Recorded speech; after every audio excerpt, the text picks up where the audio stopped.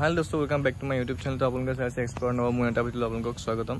तो আজি ভিডিওটো হ'ব আজি বহুত দিন ভিডিও দিয়া নাই আৰু কমসে কম 15-20 দিন মান হল ভিডিও দিয়া নাই আৰু মই এতিয়া বৰ্তমান আছো তিনচুকীয়াত। তো আমাৰ কেম্পটো পেন দেখা দিছ অলপকে।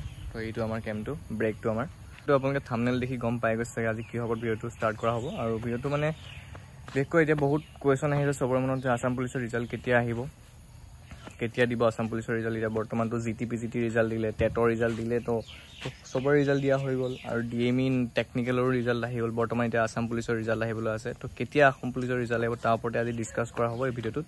ভিডিওটো শেষলৈকে চাই দিব। ভিডিওটো ভাল পালে লাইক কৰিব, চেনেলটো ছাবস্ক্ৰাইব নাই কৰি প্লিজ চেনেলটো ছাবস্ক্ৰাইব কৰি ল'ব। বলক তেনেহ'লে আজি ভিডিওটোৰ মাজলৈ আগবাঢ়ো। গৰম তাতে আৰু গৰমত ভিডিঅ' বনাবলৈ মন নাযায় আৰু গৰমত ইমান গৰম তাতে আমাৰ বেছি এই ব্ৰেকটো মানে বেছি গৰম অলপ সাপৰ যেহেতু আৰু বৰ্তমান ইয়াত আমি তেজপুৰতকৈ বাৰু মোৰ ঘৰ যেহেতু তেজপুৰতকৈ অলপ ইয়াত মই ভালেই পাইছোঁ। ইয়াত যেহেতু গৰমটো অলপ কম মানে কিন্তু ইয়াত ঘপচে চেঞ্জ হৈ থাকে ৱেডাৰটো। আজি যেনেকৈ ৰ'দ দিছে কালি বৰষুণ আছিলে আজি ৰ'দ দিছে তো কাইলৈ আকৌ কি ঠিক বৰষুণ দিব পাৰে। বাৰু এইবিলাক কথা পিছত পাতিম। তেনেহ'লে আজি ভিডিঅ'টো আৰম্ভ কিয় কাৰণে কৰিছোঁ সেইটো ভিডিঅ'ত টপিকৰ ওপৰত কথা পাতোঁ। ইমান চলি আছে গাইছ এতিয়া জুনৰ আজি 30 তাৰিখ ঠিক আছে। মই আজি ভিডিঅ'টো এতিয়া মই ৰাতিপুৱালৈ যিহেতু হেৰি কৰিম তো আজি চবকে সকলোকে গুড মৰ্ণিং।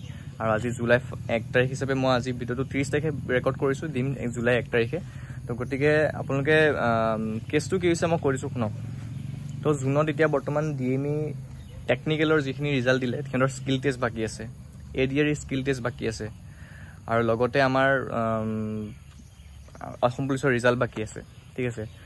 তো এটা কথা খাটাং যে জুলাই মাহটোত এডিআৰ স্কিল টেষ্ট যিহেতু হ'বলৈ হ'ব আৰু ডিএমইৰ স্কিল টেষ্ট হ'ব তো সেইখিনি হওঁতে জুলাই মাহটো শেষ হ'ব। তেনেকৈ আগষ্টৰ 15লৈকে ধৰি লওক আপুনি আগষ্টৰ 15 আগষ্ট বুলি গুচি যাব। যিহেতু লাহেকৈ 15 আগষ্ট পাৰ হ'ব। লাহেকৈ 15 আগষ্ট পাৰ হোৱাৰ পিছত যিহেতু জুলাই মাহতো যিমান স্কিল টেষ্ট আছে এডিআৰ যিবিলাক লাষ্ট আছে একদম স্কিল টেষ্ট তো সেইবিলাকো শেষ হ'ব। তো সেইবিলাক শেষ হোৱাৰ পিছত তো 15 আগষ্টৰ পিছত 15 আগষ্ট গুচি যোৱাৰ পিছত লাহেকৈ চাব আপোনালোকে ৰিজাল্টবিলাক লাহে লাহে আহিবলৈ ল'ব।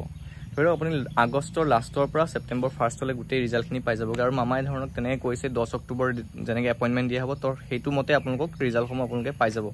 তো তাৰ অৰ্থ এইটোৱেই যে জুলাই মাহত কোনো ধৰণৰ ৰিজাল্ট মোৰ মতে নাহিব আৰু জুলাই মাহত এনেকৈ এডিআৰ স্কিল টেষ্ট বা কিবা ধৰণৰ ডিএমই স্কিল টেষ্ট কিবা এনেকৈ গুচি যাব বা ডিএমই নন টেকনিকেলৰ ৰিজাল্টো আছে দিবলৈ।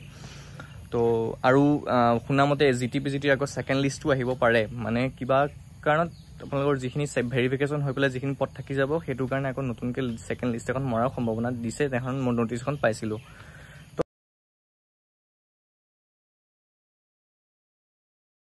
তো সেইবিলাক কথা বাদ দিওঁ। অসম পুলিচৰ আমি যিহেতু অসম পুলিচৰ কেণ্ডিডেট আমি তো অসম পুলিচৰ ৰিজাল্ট আমাক চবকে লাগে।